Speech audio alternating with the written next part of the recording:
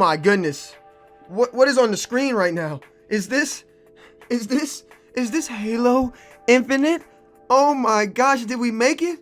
Ladies and gentlemen, did we finally make it to some Halo Infinite raw gameplay from start to finish? Yes, we did. What's good, ladies and gentlemen? It's your host, the smoothest fingers in the gaming industry. Welcome back to another YouTube video. I'm so excited to show this video to you guys. I'm so excited to give you guys this. Now, obviously, this isn't my own gameplay. Of course, this is gameplay from the reveal yesterday that we had. If you guys are watching this on Thursday, the 29th, the reveal was on 28th. I live streamed it, but I didn't feel like cutting it and going over all the things I liked and disliked. So I just decided I'll come to you with a commentary like I usually do. And I'm gonna tell you guys what I enjoyed, what I didn't like, and what I'm kind of skeptical about this game and some of this gameplay that I've seen. Now, I understand this is a tech preview.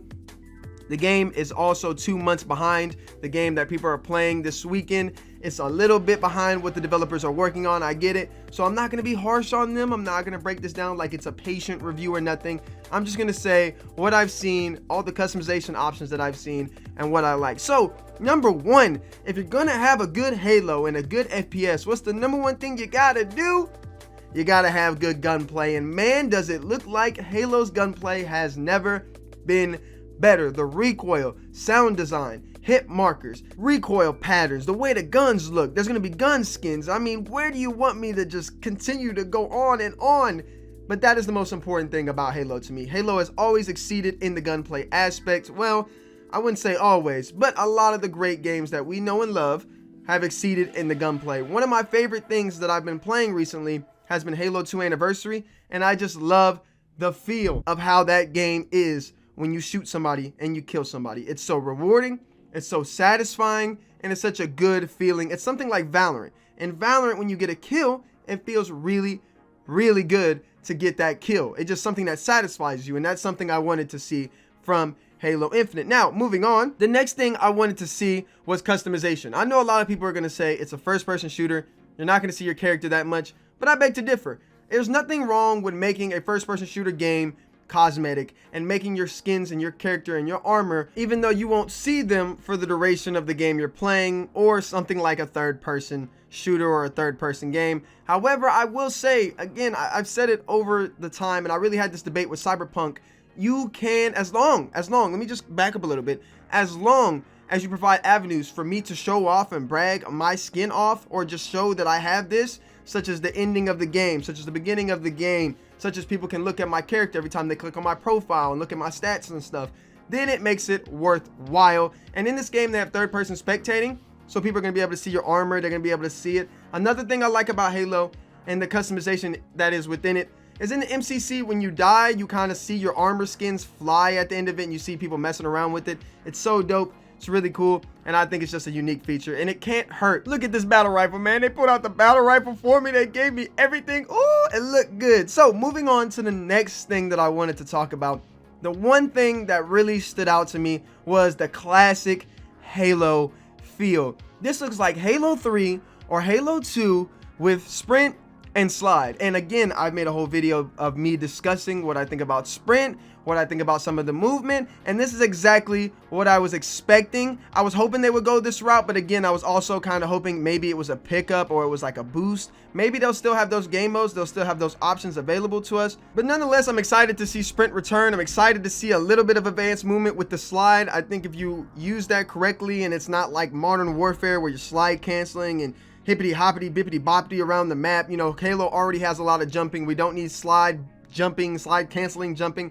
We don't need none of that. But it looks like a lot of the time walking around is your best friend, and that is exactly the cat and mouse type of gameplay we want to see out of Halo. Another thing I'm super excited about when it comes to Halo Infinite, we're going to see some armor indications when you get shot. So for those people who probably love to play hardcore, or maybe there's a mode where there is no hit markers or something like that, you'll be able to see exactly where you're hitting somebody in the armor, either in the chest, in the leg, in the helmet. That's really, really cool, and I thought that was a really nice idea. Another thing I wanted to talk about and really bring up that I thought was absolutely amazing, the amount of customizable settings that you can have in this game. Everything is customizable. I mean everything. I would show you guys the menu here, but I don't have it. You guys can go look it up for yourselves on some IGN, GameSpot or something. I'll leave a link in the description for you guys to check it out. But it looked absolutely phenomenal. From the array of X-ray sensitivity or X vertical sensitivity, whatever it's called, you guys know what I'm talking about. X, Y, Z probably in that motherfucker. I don't know. There was a whole bunch of settings that I was just like, I really want to tinker with and go out of here to really customize the game to my playthrough and how I like playing the game. Another thing I'm excited about, I mean, man, I'm excited about a lot of things. I like a lot of things. One more thing I'm excited about is the balance of the weapons. I'm very excited that the needler is going to be useful. It's always been kind of good, you know, usable, but it's never been the way that they were talking about it in this playthrough, and I'm excited for that. The needler is one of my favorite guns. I really think it's unique. It creates a lot of skill. It creates a lot of moments where you can really outplay somebody, and I'm glad to see that. There's a tons of other weapons that they're introducing that also have a little bit of balance. I assume that these guns and some of these playthroughs and the way these things are, they're going to be balanced a little bit differently. They're going to be played a little bit differently. It also depends on the game modes, what to use and what not to use. So we'll see how that plays out over the weekend and the coming weeks. Now, on to my gripes and my complaints about this Halo Infinite technical preview. One, we didn't hear nothing about the progression system. Are we going to have tours again? Are we going to have something like prestiges? Are we going to have something like regeneration or anything like that from Titanfall?